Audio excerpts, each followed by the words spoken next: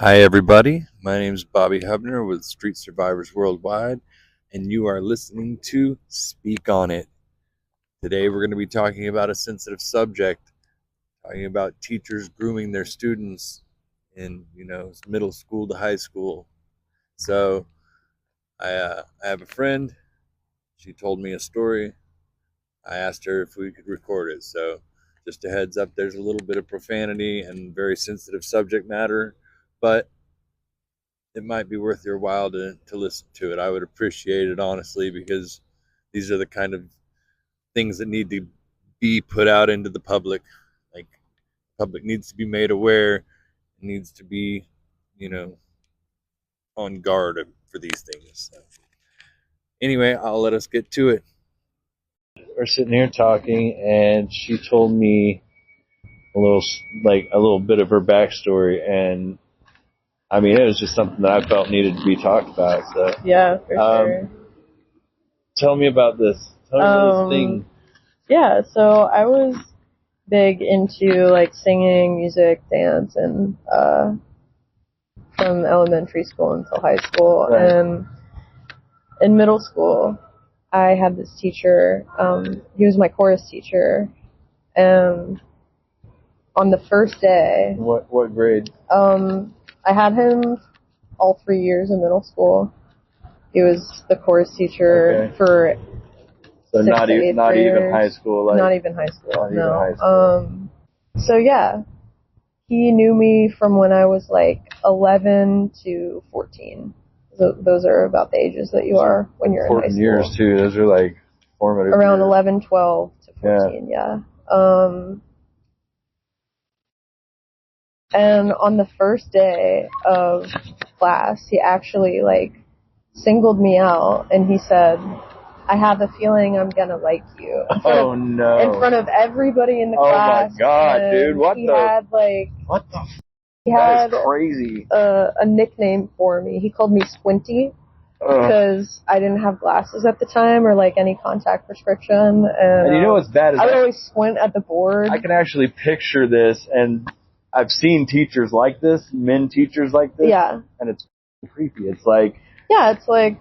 Back then, I thought they, like you, I thought they were just cool teachers because they were like vibing with me or something, and they weren't afraid to say things to me. Right. Anything. So, Weird.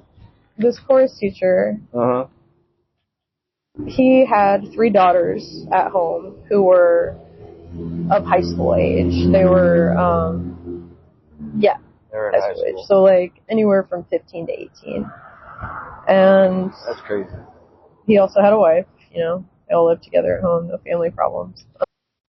My mom was always like late to pick me up from school. Rightfully so. She, I had a single mom with a chronic disease who was trying to pay for shit while my dad wasn't really paying child support. And yeah, I get that. She was busy, and I would wait outside in the parent pickup lot for a while until my chorus teacher started hanging out near the glass windows when parent pickup was happening, and just like seeing all the kids like depart, whatever. Monitoring, yeah, just like talking to us students, and he saw me out like one day out there alone, and he was like, I stay in my classroom until like 5 o'clock. If you ever just want to like be there, like work on music, like you can. See, and that actually feels like something that a teacher would say. Yeah. Out of like genuine concern, so that would be hard to like. Yeah, so he would invite me into his space. I would, like talk to him about my family life, and he, like, one day he told me that he thought of me like one of his daughters, and he and I were close. And oftentimes, if we weren't doing anything in class, like prepping for a concert or learning new music, he would have girls like rubbing his back during lecture, but like we would want to do it because he would be like, "Oh, my back hurts so bad," and like my chiropractor. I mean, Jesus, you're young girls, and they want to help. He never asked us to do a single thing that we were, doing to him. Right. We just wanted to do it because, especially as a young girl, you're taught to please. You're taught to, like, be like that. That's crazy. We just wanted, we were like, oh yeah, I'm rubbing my teacher's back. It hurts, and he's cool. Wow. He lets me, stay here. And, I skipped in his classroom one time when I was like 14, and he let me. And that's wild, dude. Mm-hmm. I can't even imagine. Yeah. That makes me scared because I have a 15-year-old daughter. Like, it's something that I'm concerned about too. Have that conversation with Absolutely. her. Then, I want her to hear this conversation. I want her to hear about this. This is craziness. I'm definitely be letting her listen to this. Be like, hey. Yeah, especially because she is that age. Right. Really. Well, I also have more hope for, like kids who are younger than me, because I feel like we're in an age of like actually having boundaries with people. Right. I feel like people your age can sometimes be like, oh, these younger kids are so sensitive. And it's like, we just know how to set boundaries with people and enforce them. Right. And so that's why I feel like I have more hope for young girls, like more than anybody. Like, especially if we direct them, because media is like there. It's part of everything. It's always going to be. So if we can get the younger generation directed towards like the right kind of media that it explains these things about life, like, but so much of like my generation, even yours, like there was media, but it takes a parent's influence to really have those conversations. Yeah. So yeah. But yeah, tell me more about what happened with him. Like, did he got arrested, or did he get kicked out, fired? What? Me and all the girls who experienced this, like, never thought a thing of it. We, graduated middle school. We were like, oh, I miss him so much. Right. Whatever. Oh, you remember him? He was so cool. And then you get into high school, and there's like more like adultish teachers that are like, and that have. So boundaries. Actually, how it happened was the year that I was a freshman in high school, so I must have been 15. Right. A mother actually started a case against him. Jesus. Who had a daughter in 8th grade. Yeah. That was one of the girls that I was talking about earlier, who I saw in here. What happened with her? Like, just the same thing. We looked exactly like each other in middle school. We were both in theater together, very the same type of personality. Right. He had a type then. Yeah, we actually played like a duo in a production, and every night we had people coming up to us and being like, are you guys sisters? Like, are you related? Right. So we had a likeness about us. Yeah. And I don't know if it was her mom or one of the other girls that I'm thinking about, but I remember hearing about it and being like, why are they doing that to him? Right. He's not like that. Right.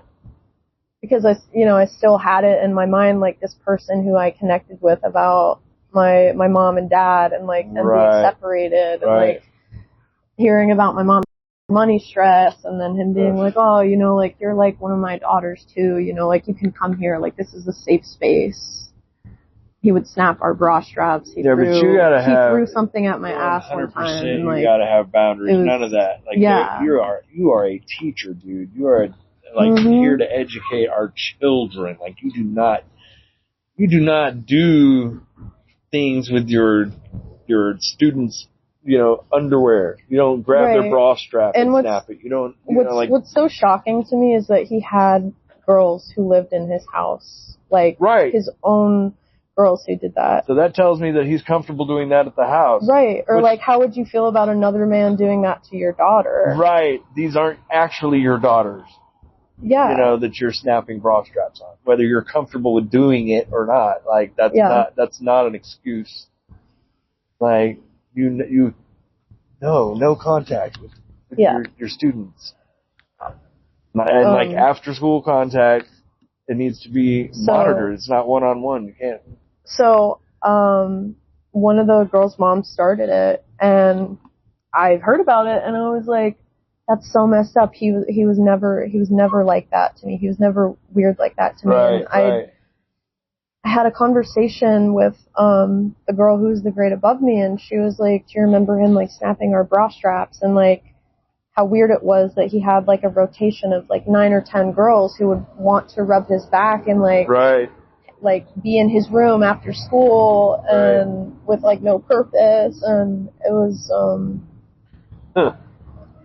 it was like everything just kind of hit me at once. You're and like, damn, you're right. It's the realization that you were taken advantage of, and that you were groomed. You know, it's and never even do it. Still was to the day defending him on it. Yeah, it's like a Stockholm syndrome of a sort. Yeah, That's crazy, dude. And you know, like so many people stay in abusive relationships. It's like this, you know, it's the same thing. Yeah, that's wild. But, so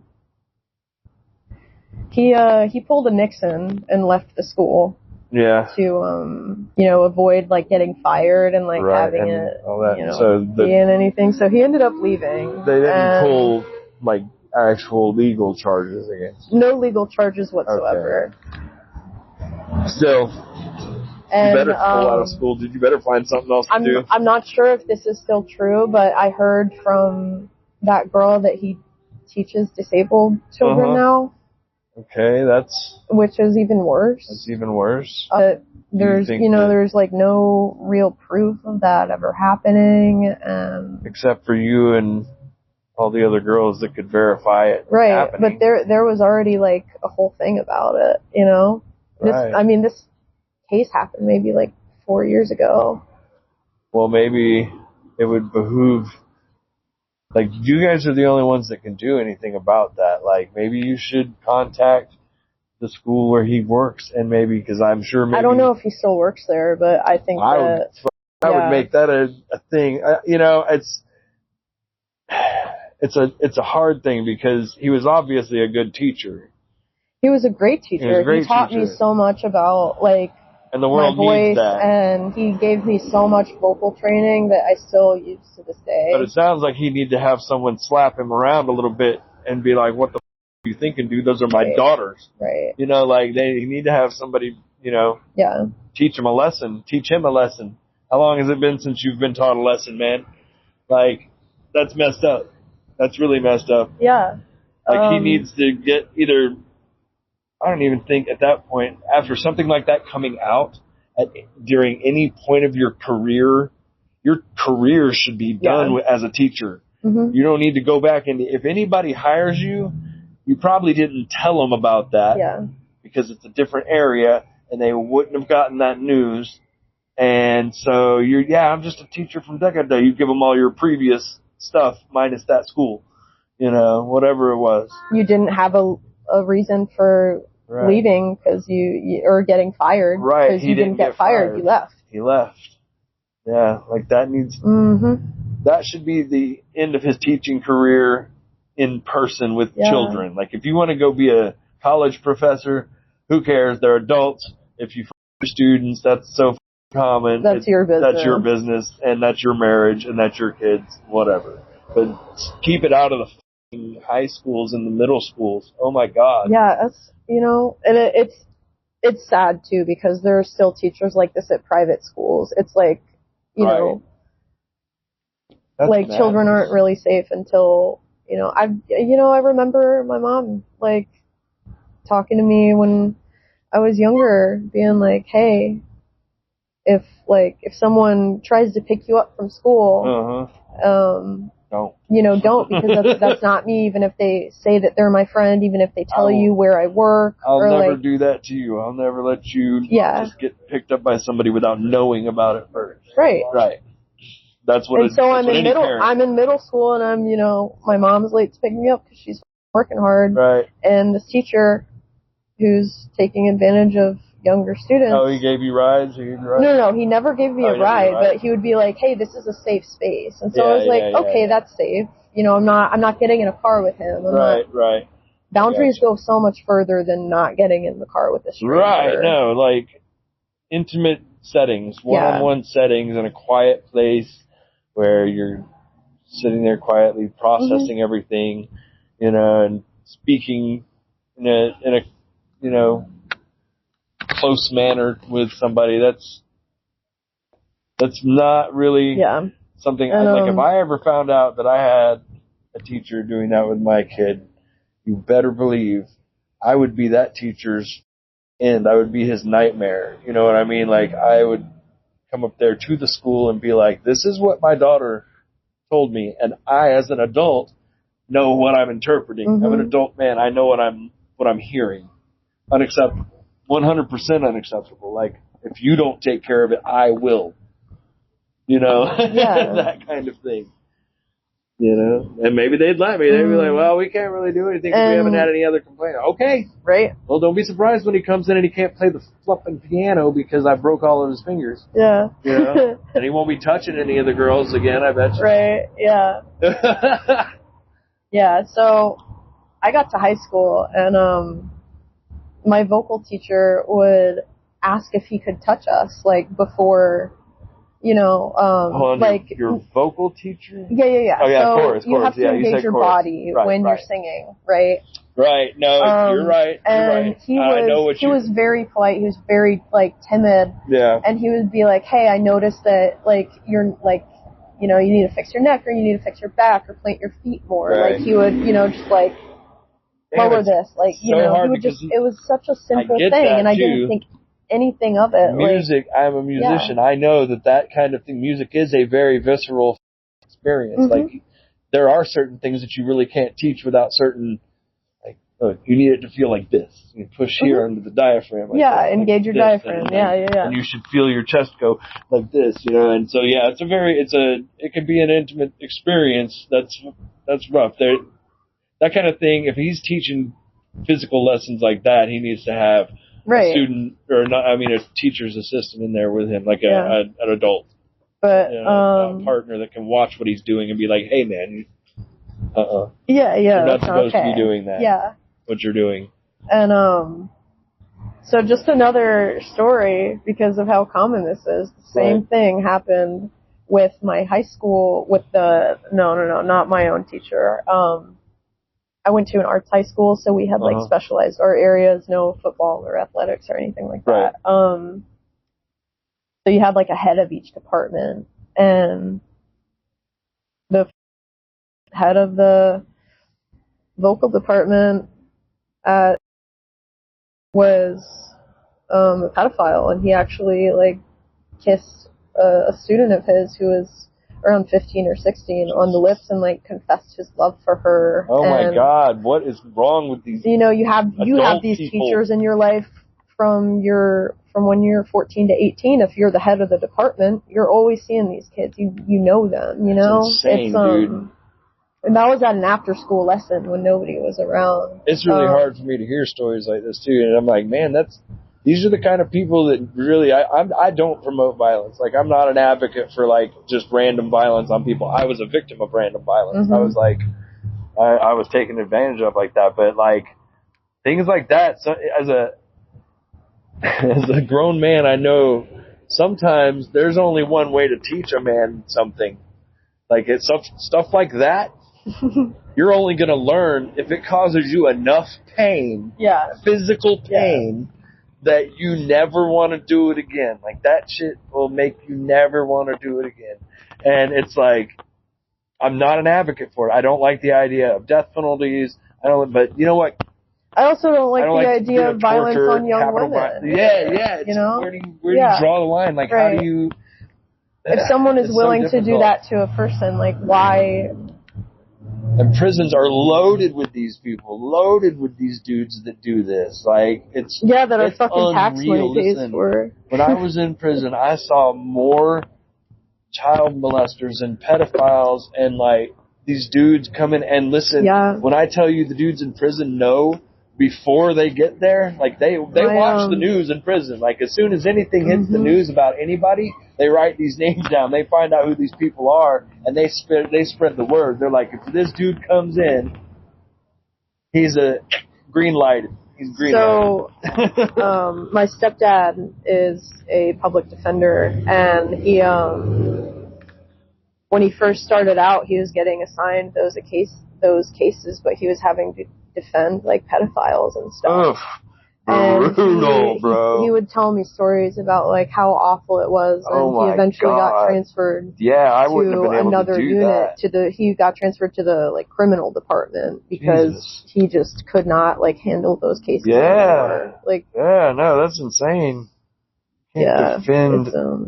No. I would never want to be a public defender. Those guys got it rough, man. They have to take all those cases. Well, my stepdad's good at it. You know, like he fights for people in Jacksonville. He uses the law like he's supposed to. Yeah. But dang, what a rough. So yeah, this vocal teacher he had in vomit. He actually got arrested on campus because the girl had actually gone in and recorded the... Was this at your school? The interaction, my high school. Oh, your high school. 2 years after I graduated. Damn, were y'all out in the backwoods or something? Why were they all these child pedophile guys at your school? My high school currently has had about 6 or 7 faculty members removed for having... inappropriate relations. My freshman year of high school algebra teacher got fired for exposing himself to a male student. Like who does that? They've gotten such bad shit on the news for ever since the year that I left. It was like racism. That's insane. Unfair, dude. like dress code violations. This is the state of our public education. You know, not letting them put on like plays about like LGBT people. And this is the state of our getting schools. Teachers removed for them taking advantage of students. It's so scary. It's like, where are we getting these?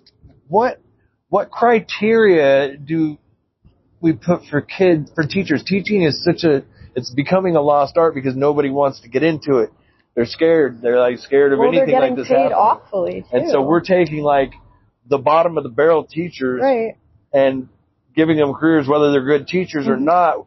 If you don't run them through a psych test, like a very stringent psychological profile, you need to profile your teachers to know who is, likely to do some unacceptable shit. You can only do so much. Schools also need to be talking about this like with their faculty like regularly. Right, 100%, like, hey, we need to have a meeting on how we treat our students here. What's our mission? Like it needs to be a buddy system. Not accept. Yeah, exactly. You need to check on your coworkers every now and then. And pop in. The crazy thing about this was I'm in college now. I'm about to finish up my degree, but my college advisor went to the same high school that I did, and she was in the vocal department. Right. And she and I would go to her like once every 3 months and just be like, okay, is everything paid for? Am I registered for the right thing? Like, how on track am I? Whatever. Right. And when the stuff about the teacher from high school came out, she was like, did you hear about him? And I was like, yeah, actually. Like a girl that I went to middle school with who looked exactly like me. She was like an actual victim of his. Right. Like just, it's so awful. That's crazy. Yeah. So my my college advisor was like, yeah, I graduated 20 years ago, and I remember one of my friends back in high school being like singled out by him, and like him being inappropriate to like other women. Like he had been with the school for so long. Right. Like 25 years. And my college advisor, who graduated in like 2007. And that makes you wonder, you gotta wonder how long he's been doing that. How many girls, like it seems to have been something he was so comfortable with that it happened naturally. He had it down to a system. An entire, he knew how to present himself so that the girls that were prone to want to come help would come help, and he would just allow that help because it's rude to turn it down, you know. I actually had an interview with him my senior year. I was a part of a recruitment team. This is before, like, all of the bad shit started, like, coming in. Like, this teacher's inappropriate, like, this faculty member's racist, like, just a whirlwind shit. So I was a part of a class that was basically like we would go and visit kids in elementary schools and talk to them about doing art and being creative and making art, and we would make flyers. We would also go to middle schools. We would help out at, like, different elementary schools, and it was awesome. I loved it. It was one of my favorite things, like, about my senior year anyway. So I decided to make, like, a zine about the school and, like, actually, like, interview our students and, like, ask good questions, put, like, great art in there, like, actually try at it. And so I would also, for each department, I would interview the head of the department. So I'm interviewing him in his office, like, during a lunch period, and I'm just trying to ask him about the vocal department. He's like, "Do you have a boyfriend?" And I was like, "Yeah, I do. We've been together for X amount of years." And he was like, "Oh, is he going to college?" And I'm like, "Nope. Like, he wants to be a musician, whatever." He's like, "Oh." He's like, "What about you? Like, what are your plans? How does your mom feel about your boyfriend?" Like, just weird, like, personal questions. Like, I had maybe seen his face, like, 5 times throughout, like, my years there. And he was rampant. Like, the men. I wonder if I still have that on my phone. It's insane. Because I recorded everything. Gross. Oh, that makes me nauseous. Dude. Yeah. The whole concept makes me nauseous. I'm just like, dude. This is the state of the world, man, and it's like we really gotta do some sort of a reform of some sort. That, like, as a I don't even know species, where it would start. Like, I think as a species we're always going to be flawed. I think that's for sure. The whole concept of civilization from the beginning was to, like, stop all this madness, but it seems to have only just, like, expanded. Well, in trying to create it, we've created something else. Right. It's like something. It's a thing that you can't stop, but man, you can. It mutates. Yeah, it because it if you try and control, you're greedy and you have a lust for power. If you find a way to make a major change in something, now all of a sudden it turns you into a rich person, and that turns you into something else, and they work around that. They find it's insane. It's really crazy. Well, thank you for sharing. That's I think that'll work. That's right about 28 minutes. Not bad. Not bad for my first podcast. Yeah. Thank you. And you guys, don't forget to follow, subscribe, all that good stuff. And if you have any, feelings on this, I really would appreciate it. Share them. Everybody, dropped them in the comments. Yeah, share your story. Let me know. And if definitely, if any girls, boys, anybody that has any kind of a situation like that sounds familiar, from this story, please don't hesitate to drop something in there and tell somebody else. Tell somebody close to you. So, all right. Love you guys. Have fun.